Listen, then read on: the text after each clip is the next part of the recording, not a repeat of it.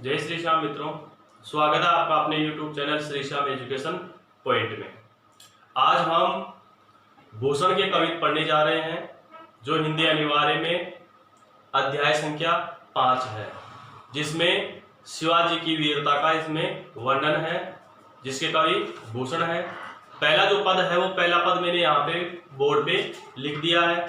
अब इसको पढ़ते हैं, एक एक कठिन शब्द आप देखते हैं और फिर इसकी व्याख्या देखते हैं। तो चलिए देखते हैं।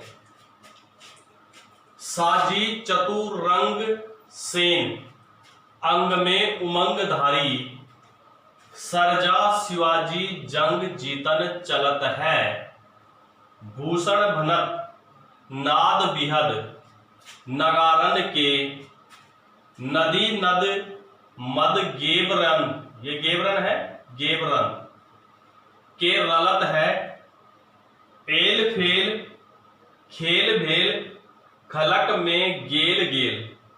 यह अंतिम पद है, यहां से ये बाद में लेने। गजन हाथियों की, ठेल पेल दक्कों से, सेल पर्वत उसलत है उखड़ रहे हैं, तारा सो तारे के समान, तरनी सूर्य, दूरी धारा धूल के उड़ने से, में लगत है लगत लगता है जिमी जैसे। फिर ये अंतिम लाइन है, ये अंतिम लाइन है ये, ठीक है। इसके बाद में ये लास्ट वाली लाइन, थारा, थारा का आता है थाली या थाल, ठीक। पर पारा, पारा यहां पर एक पदार्थ होता है जो चमकीला होता है। पारावार समुद्र, यो हलत है जिस प्रकार हिलता है, ये कठिन शब्दार्थ है। अनुप्रास अलंकार है, उपमा अलंकार है, ठीक है। और इसमें नाद सौंदर्य है। शिवाजी की वीरता का वर्णन है। युद्ध भूमि में शिवाजी की सेना है, वो प्रस्थान कर रही है, इसलिए नाद यहाँ पर सौंदर्य है, ठीक है। उपमा, उपमा यहाँ पर देखिए सो शब्द आया है, इसलिए क्या बन जाएगा, उपमा बन जाएगा, ठीक है। और यहां से धारा पर पारावार यो हलत है, इस पंक्ति में भी क्या है, उपमा अलंकार है, ठीक है। इस प्रकार से इसके कठिन शब्दार्थ हमने वो देखा है, पद को पढ़ा है। अब इसके कठिन शब्दार्थ देखते हैं। साजी सजाकर, चतुरंग हाथी घोड़े पैदल रथ, सेना के हैं 4 अंग होते हैं, हाथी घोड़े पैदल रथ। सेन सेना को, अंग शरीर, उमंग उत्साह या जोश, दोनों में से कोई सा भी ले लेना। धारी धारण करके, सरजा शिवाजी की उपाधि प्राप्त, ठीक है। जंग युद्ध, जीतन जीतने, चलत हैं चलते हैं या प्रस्थान करते हैं। भूषण बनत, भूषण कहते हैं, भूषण आगे वर्णन करते हैं। नाद शब्द, बिहद घोर, नगारन युद्ध रूपी नगाड़ों के, नदी नद विशाल नदी, मद हाथियों के कानों का द्रव्य, हाथियों के कानों से द्रव टपकने लग जाता है, पसीना टपकने लग जाता है, जिसके कारण विशाल नदी नालों का रूप धारण हो जाता है। खलक संसार, गेल सभी मार्गों में, ठीक है। गजन हाथियों की, ठेल पेल धक्कों से, सेल पर्वत उसलत उखड़ रहे हैं, तारा सो तारे के समान, तरनी सूर्य, दूरी धारा धूल के उड़ने से, लगत लगता है जिमी जैसे, धारा थाल, पारा द्रव्य वस्तु, पारावार समुद्र के लिए शब्द लिया गया है। यो हलत है जिस प्रकार हिलता है। इस प्रकार से इसके कठिन शब्दार्थ हमने देखे हैं। अब जो इसका भावार्थ है, इसकी व्याख्या है, वो व्याख्या हम देख लेते हैं। यहाँ पर जो भूषण कवि है, उस भूषण के यहाँ पर 5 कवित लिए गए हैं। इस पहले कवित में है, कवि भूषण ने शिवाजी की सेना है, युद्ध भूमि के लिए प्रस्थान कर रही है अपने महलों को छोड़कर, उस दृश्य का, उस स्थिति का वर्णन कवि भूषण ने इन पंक्तियों के माध्यम से, इस कवित के माध्यम से किया है। तो क्या कहते हैं भूषण शिवाजी की सेना के लिए, देखिए आगे। साजी चतुरंग सेन। प्रस्तुत पद में कवि भूषण शिवाजी की वीरता का वर्णन करते हुए कहते हैं कि वीर शिवाजी अपनी सेना के चारों अंगों को, हाथी, घोड़े, पैदल, रथ, इन चारों अंगों को सजाकर, क्या, सेना को सजाकर और अपने शरीर में उत्साह धारण करके, जोश धारण करके सरजा शिवाजी, शिवाजी की उपाधि प्राप्त, कौन, शिवाजी, जंग जीतन चलते हैं। युद्ध भूमि में युद्ध जीतने के लिए अपने महलों से प्रस्थान करते हैं। यानी कहने का तात्पर्य यह है कि युद्ध भूमि में प्रस्थान कर रहे हैं तो उससे पहले वीर शिवाजी है अपनी सेना को धैर्य बंधा रहे हैं, ठीक है, और अपने मन में भी धैर्य धारण कर रहे हैं कि युद्ध भूमि में विजय हमारे ही प्राप्त होगी। इसलिए चारों अंगों को सजाकर युद्ध भूमि के लिए अपने मन में उत्साह धारण करके वह प्रस्थान कर रहे हैं। भूषण बनत, आगे कवि भूषण वर्णन करते हुए कहते हैं, नाद बिहद नगारन के। जब शिवाजी अपने महलों से निकल रहे हैं तो उस समय युद्ध रूपी नगाड़ों के जो शब्द हैं वह शब्दों की आवाज बहुत घोर सुनाई दे रही है। यानी युद्ध रूपी नगाड़ों की आवाज चारों ओर सुनाई दे रही है। यानी युद्ध में जब पहले कोई भी राजा युद्ध भूमि के लिए प्रस्थान करता था तो युद्ध रूपी नगाड़े बजाए जाते थे। वो क्यों बजाए जाते थे?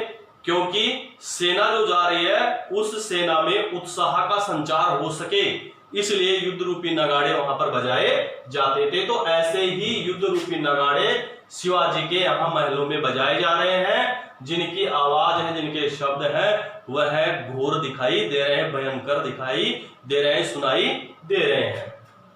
नदी नद मद गेब्रन, आगे कवि भूषण कहते हैं कि हाथियों के चलने से और हाथियों की कनपटी से, हाथियों के चलने से और हाथियों की कनपटी से उनके कानों से विशाल द्रव्य पसीना निकला, जिसके कारण क्या हुए, विशाल नदी का और नालों का रूप धारण वहां पर कर लिया। यानी कहने का तात्पर्य यह है कि हाथियों के कानों से टपकने वाला जो द्रव्य था, जो पसीना था, वह इतना टपका कि वहां पर नदी आ गई, नाले आ गए, इतना उनमें जोश आ गया, किनमें, हाथियों में, के ललत है, बहते हैं, कानों से बहते हैं। एल फेल सेना के चलने से, जैसे सेना चल रही है, सेना के चलने से संसार के सभी मार्गों में, किसके, संसार के सभी मार्गों में खलबली मच चुकी है, चारों ओर भय का वातावरण व्याप्त हो चुका है। गजन की ठेल पे सेल उछलत है, आगे कवि भूषण कहते हैं कि हाथियों की रगड़ से जिस पर्वत के यहां से वह निकल रहे हैं, अगर उन हाथियों के पास से, उन हाथियों के पास से अगर कोई चट्टान आती है या गुजरती है तो वह चट्टान भी हाथियों की रगड़ मात्र से उखड़ जाती है। यानी चट्टानों की चट्टानें हैं, वह जैसे हाथी चल रहे हैं और हाथी जब चल रहे हैं तो उनके मार्ग में जब चट्टान आ जाती है तो वह चट्टान भी टुकड़े टुकड़े हो जाती है, उखड़ जाती है। तारासों तरनी धूरी धारा में लगत जिमी, सेना के चलने से और सेना के पैरों से, हाथी, घोड़े, पैदल, रथ, इन चारों अंगों के पैरों से उड़ने वाली जो धूल है वह आसमान में छा जाती है। आसमान में छा जाने के कारण सूर्य भी, क्या, सूर्य भी किसके समान दिखाई देने लगा है, एक तारे के समान टिमटिमाता हुआ दिखाई देने लगा है। ठीक है। धारा पर पारा, पारावर यूं हलत है, ठीक है। फिर आगे बताया कि वह धूल समुद्र में छा जाती है तो समुद्र भी जिस प्रकार से थाली में रखा हुआ कोई पारा होता है और जैसे जैसे थाली हिलती है उसी प्रकार से वो पारा हिलता है, उसी प्रकार से उस धूल के वातावरण में, उस मिट्टी के वातावरण में जो समुद्र है वह समुद्र भी थाली में रखे हुए पारे के समान हिलता हुआ दिखाई दे रहा है। इस प्रकार से यहाँ कवि भूषण ने शिवाजी की सेना के वीरता का वर्णन यहाँ पर किया है। ये पहला पद हमने यहाँ पर देखा है। ये यहाँ पर अंतिम लाइन का जो पद है, ठीक है। अब आगे देखते हैं दूसरा कवि। आगे देखिए दूसरा कवि, देखिए क्या है। सबन के ऊपर ही ठाडो रहिबे के जोग, ताही खरो कियो 6000 के नियरे, जानी गेर मिसिल गुस्सेल गुस्साधारी मन, किन्हियों ना सलाम न बचन बोले सियरे, भूषण भनत महावीर बलकन लाग्यो, सारी पातशाही के उड़ाए गए जेरे, तमकते लाल मुख शिवा को निरखी भये, स्याह मुख नौरंग सिपाह मुख पियरे। ठीक है, अनुप्रास अलंकार है और अतिशयोक्ति अलंकार इसमें है। ठीक है, अतिशयोक्ति बढ़ा चढ़ाकर बात बताई गई है। शिवाजी के लाल चेहरे को देखकर औरंगजेब के जो सिपाही है उन सिपाहियों के हैं होश उड़ जाते हैं। ठीक है, उनका चेहरा पीला हो जाता है और औरंगजेब का चेहरा काला हो जाता है। तो किसी के देखने से ऐसा होता नहीं है, इसलिए यहाँ पर अतिशयोक्ति अलंकार है। बात को बढ़ा चढ़ाकर यहाँ पर कवि भूषण ने बताया है। ठीक है, अब इसके कटे शब्दार्थ देख लेते हैं। सबन सभी, ऊपर समान, ठाडो खड़ा, रईबे रहने के योग जो कर्त योग्य है, ताही उन्हें या शिवाजी को, खरो खड़ा, किया किया, 6000 बादशाह द्वारा 6000 एक पद था। एक सामान्य राजा को एक पद दिया जाता था, तो उन्हीं के समान शिवाजी को खड़ा कर दिया। शिवाजी उनसे ऊपर अपना स्थान चाहते थे, उन सबसे ऊपर उनका स्थान आता था, लेकिन बादशाह ने उनका अपमान करने के लिए 6000 जो राजा थे उन्हीं के बराबर उनका आसन लगा दिया, के नियरे पास में। ठीक है, जानी समझकर या अपमान, गेर मिसिल बराबर न होना, गुस्सेल क्रोध, क्रोध गुस्सा का गुस्सा, धारी धारण कर लिया, मन हृदय में, किन्हियों किया नहीं, सलाम नमस्कार अभिवादन, न बचन न ही कुछ कहे, बोले सिरे ठंडे नम्र वचन बोले, कुछ नहीं कहा शिवाजी ने वहां औरंगजेब के दरबार में जाकर।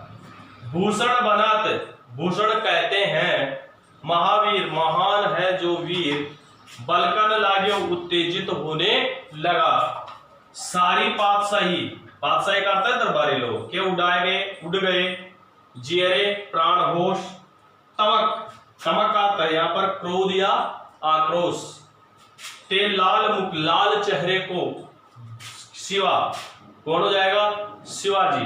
ठीक है, समझाने की जरूरत नहीं है, शिवा का समझते हैं सब, शिवाजी। शिवाजी को निरखी देखकर भय हो गए, स्याह मुख काला, नौरंग औरंगजेब, सिपाह सिपाही, मुख चेहरा, पियरे मीन्स पीले। अब यहां पर देखिए क्या है इसकी व्याख्या। प्रस्तुत पद में कवि भूषण शिवाजी की वीरता का वर्णन करते हुए कहते हैं, औरंगजेब के द्वारा संदेश देकर शिवाजी को औरंगजेब के दरबार में बुलाया गया था। तो औरंगजेब के कहने पर वीर शिवाजी है औरंगजेब के दरबार में चले जाते हैं। फिर वहां जाने के बाद में उनके साथ क्या होता है वह पूरा यहां पर इसमें दिया है। तो क्या है देखिए, सबन के ऊपर ही ठाडो, औरंगजेब ने शिवाजी का अपमान करने के लिए उसे सामान्य राजाओं के समान ही, उनके समान ही उनको अपने राज दरबार में खड़ा कर दिया। सामान्य जो राजा थे उन राजाओं के लिए जो आसन लगा हुआ था उस आसन के समान ही उनको खड़ा कर दिया, उनका भी आसन लगा दिया। ताही खरो कियो 6000 के नियरे, जिन राजाओं का आसन लगाया गया था वह सभी राजा 6000 मनसबदारी के राजा थे, उन राजाओं के पास में ही वीर शिवाजी को भी खड़ा कर दिया गया, उनका आसन लगा दिया गया। किसके द्वारा? बादशाह औरंगजेब द्वारा। जानी गैर मिसेल। इस प्रकार से वीर शिवाजी ने वहां उस औरंगजेब के दरबार में अपने बराबर का पद न प्राप्त करके, आसन न प्राप्त करके अपना अपमान महसूस किया। गुस्सा और मन ही मन बहुत क्रोधित होने लगे और औरंगजेब पर गुस्सा आने लगा। धारी मन। लेकिन वीर शिवाजी ने अपने गुस्से को बाहर प्रकट नहीं किया, उसने अपने हृदय में ही उस गुस्से को और उस क्रोध को अपने मन में ही, अपने हृदय में ही धारण कर लिया। किन्हीं ना सलाम। और इस प्रकार से अन्य राजाओं के समान, जो अन्य राजा औरंगजेब को सलाम कर रहे थे, नमस्कार कर रहे थे, वीर शिवाजी ने औरंगजेब को न तो कोई अभिवादन किया, न वचन बोले सिरे, और न ही कोई ठंडे वचन बोले, नम्र वचन बोले। भूषण भनत। आगे कवि भूषण वर्णन करते हुए कहते हैं, महावीर बलकन लाग्यो। इस प्रकार से वीर शिवाजी अपना अपमान मानकर, अपना अपमान समझकर वह उत्तेजित होने लगे। सारी पातशाही के उड़ाए गए जीरे। और इस प्रकार से सारे दरबारी लोग हैं, वह दरबारी लोग जब वीर शिवाजी के क्रोधित चेहरे की तरफ देखे तो उन सारे दरबारी लोगों के प्राण थे, होश थे, वो सारे उड़ गए। तमकते लाल मुख शिवा को। जैसे ही शिवाजी के क्रोध और आक्रोश भरे उस चेहरे को देखा, सभी लोगों ने देखा। अब सभी लोगों में कौन कौन से आ जाएंगे वो नीचे दिया हुआ है। देखा तो स्याह मुख नौरंग। तो औरंगजेब का जो चेहरा है, मुख है, वह शिवाजी को देखकर काला पड़ जाता है। सिपाही मुख पेरे। और सिपाहियों ने जब शिवाजी के चेहरे की तरफ देखा तो उनका भी चेहरा पीला पड़ गया। पीला पड़ना मुहावरा है, शरीर में कोई शक्ति शेष न रह जाना। इसका तात्पर्य यह है कि यहाँ भूषण ये कहना चाहते हैं कि औरंगजेब अपने दरबार में शिवाजी को बुलाकर उसका अपमान करना चाहते थे, और वहीं उस औरंगजेब ने शिवाजी के साथ किया। उसका स्थान सब राजाओं से ऊपर आना चाहिए था, लेकिन औरंगजेब ने उसका अपमान करने के लिए उसे 6000 यानी साधारण राजाओं के बराबर ही उनका आसन लगा दिया, जिसके कारण शिवाजी हैं वह क्रोधित हो गए और अपने गुस्से को मन में ही धारण कर लिया।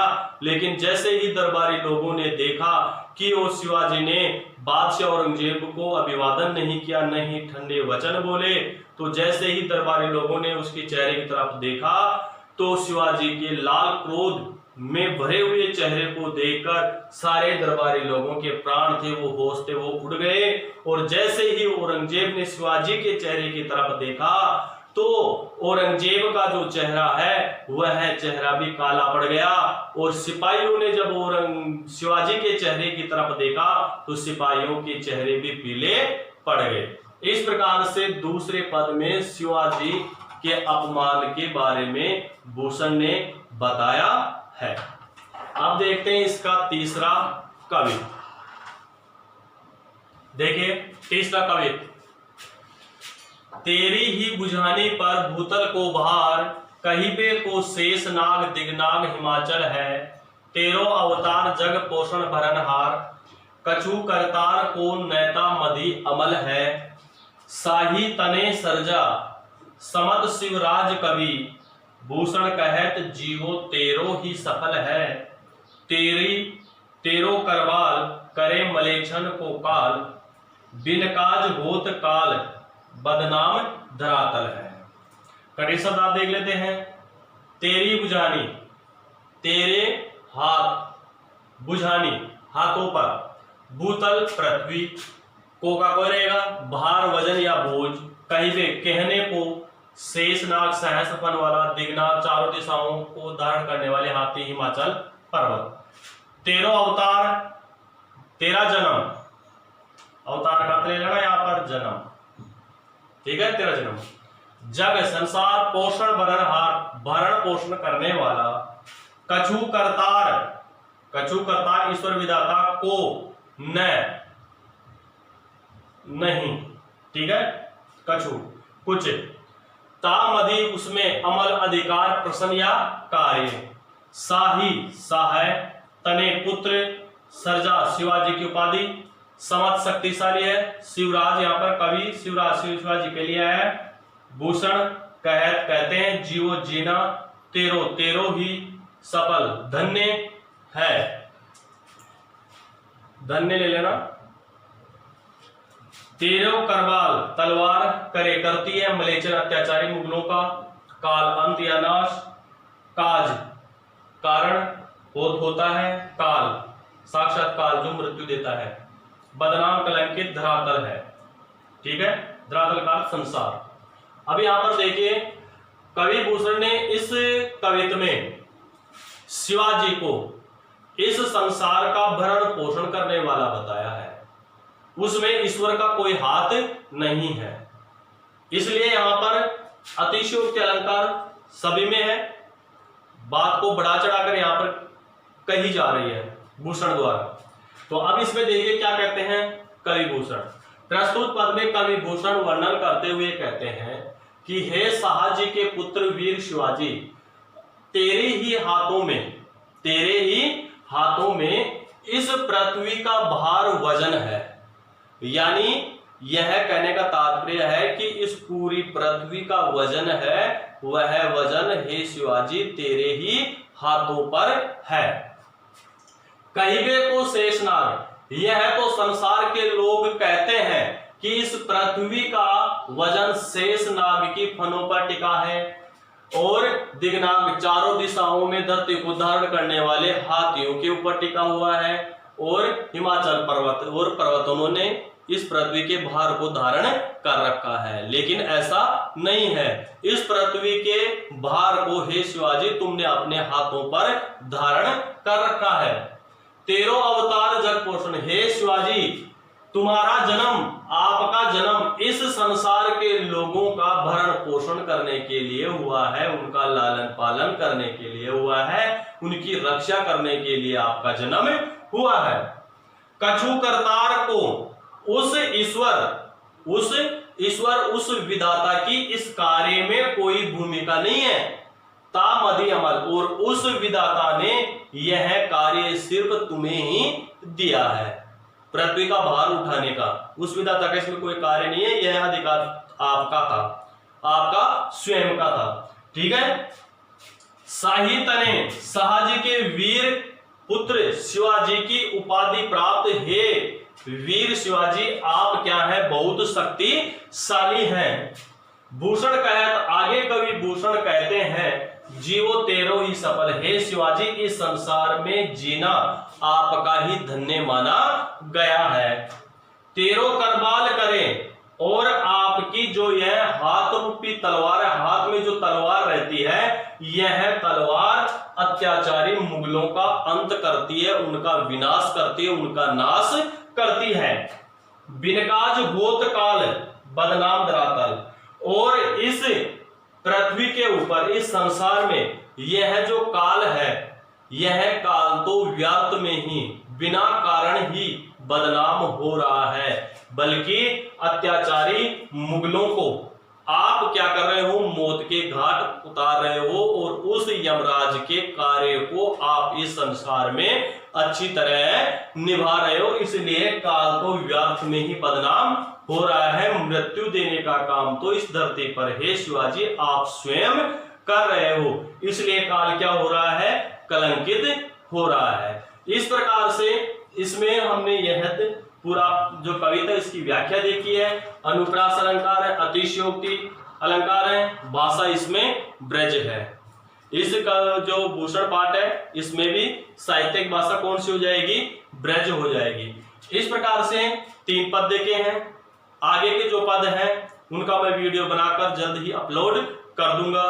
वीडियो आपको अगर पसंद आता है तो प्लीज लाइक करें और कमेंट करके जरूर बताएं कि आपको वीडियो कैसा लगा, और दूसरों जो स्टूडेंट है उनको भी आप यह वीडियो शेयर करें। जय श्री श्याम दोस्तों।